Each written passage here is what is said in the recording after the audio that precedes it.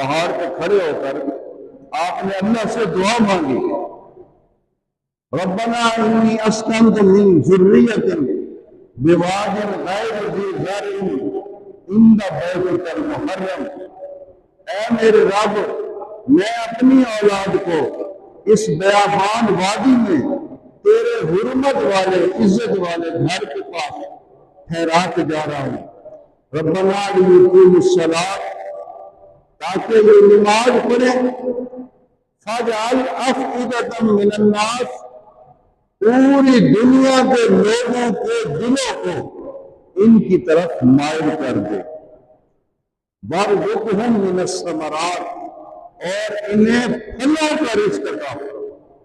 کون سا رزق؟ پھلوں کا۔ وارزقہم من الثمرات لعلہم یشکرون، انہیں پھلوں کا رزق عطا فرما